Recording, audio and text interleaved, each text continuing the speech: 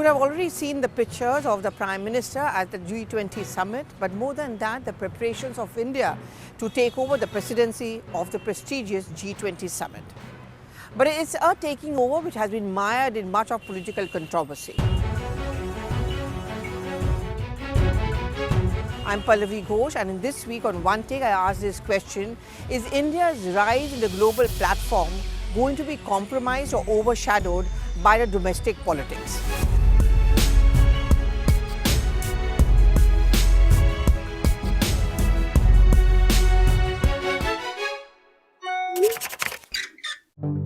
The reason why I'm asking this question this week is simply because the first political controversy has already begun over India's G20 presidency. And this has got to do with the emblem or the symbol of G20, which India is going to take up once we become the president of the summit. And the reason is the emblem has a picture of the lotus. Now, lotus is identified with the party slogan or the party symbol of the BJP. So the Congress party was the first one to put its step forward and protest, and followed up by many other opposition parties. But the biggest allegation which came in from the Congress party was that India was compromising its position at the international platform because the BJP's electoral slogan had been put forward as far as the symbol goes. They said, that's the Congress party, they said that you cannot do so. At the end of the day, the G20 represents whole of India.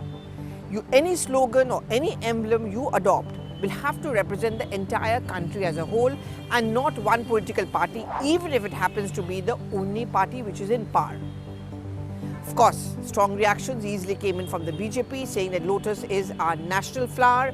It is a part of our constitution. It was something which was adopted even by the first Prime Minister of India, which is Jawaharlal Nehru. So are you questioning Nehru? But even as this entire G20 presidency and our emblem has been mired in political controversy, I'm asking this question to you, and do give in your reactions, that as India tries to rise in the global platform, assert itself, become Atmanirbhar, domestic politics, does it pull you down? And it's not only India. If you look at many other countries, whether it was UK, whether it was US and smaller countries, they have often had to face this very queer situation where a fine balance had to be sought between the diplomatic policy and that of their domestic political compulsions. But I'm going to be focusing on India at this point of time and on the Modi government. Not the first time that the Prime Minister's visit abroad has been mired in controversy or India's foreign policy has been. In fact, just very recently during the Bharat Jodo Yatra, Rahul Gandhi repeatedly made the point that this government does not want questions to be asked on its foreign policy, whether it's on China, whether it's on Pakistan. In fact, particularly on China, Rahul Gandhi has made it his slogan, both in terms of politics, in terms of elections, but even his personal attacks on the Prime Minister and on the government. The point which he makes and which the Congress party makes is that we are not being able to show true Lal Aankh to China. India is compromising and is scared to ask these questions because China is slowly intruding into many of the Indian territories. The counter which comes in from the government and on the floor of the House inside Parliament was to give statistics and evidence to show that this is not really the case. But more than that, the government makes the point that whenever the Prime Minister travels abroad, you do not ask these questions publicly, because what you end up doing is compromising and embarrassing your own country. He is not just the Prime Minister of the BJP, he is the Prime Minister of the country, says the BJP. And therefore, when he is traveling abroad and you start taking pot shots at him, this is something which compromises your international standing as well as that of your diplomatic politics. And that's why I'm asking this question once again, is our domestic politics actually overshadowing our international rise or our global stature?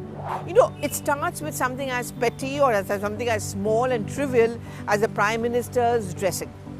You know, every time the Prime Minister travels abroad, he makes it a point to ensure that there's a slice of Indian art and culture which is reflected in his interactions with the world leaders and also the way he presents himself.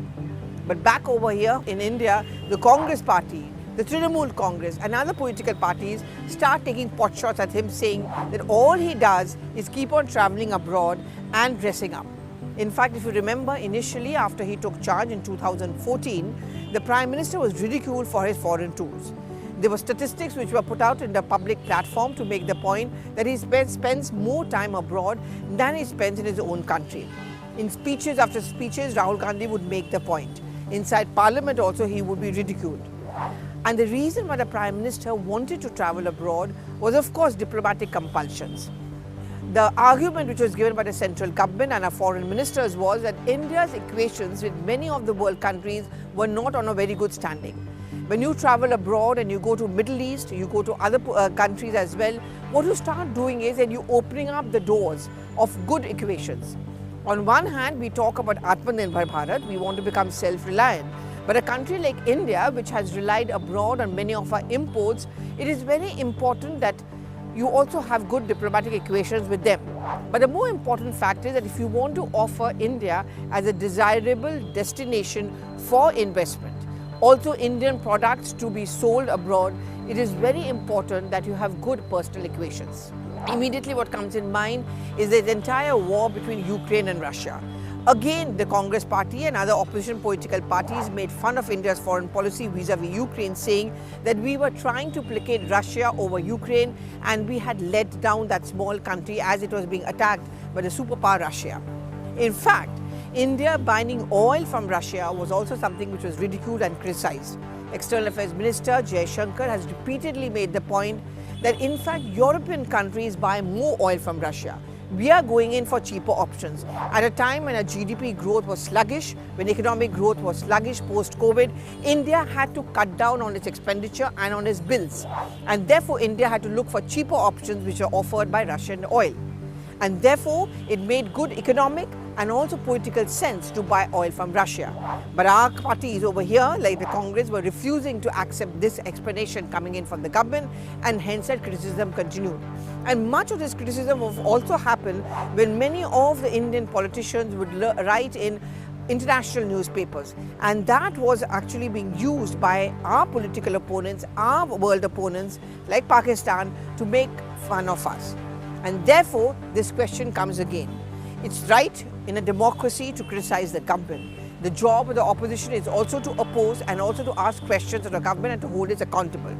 But isn't there a line which needs to be drawn? Isn't there a maryada which needs to be followed? Should your personal animosity or opposition to the Prime Minister overshadow your stand as far as India's diplomacy is concerned?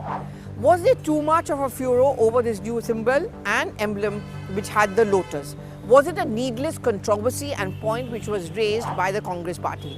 Do give in your reactions on the social media platform, and do tell us that what I'm asking you this question, what do you think about it?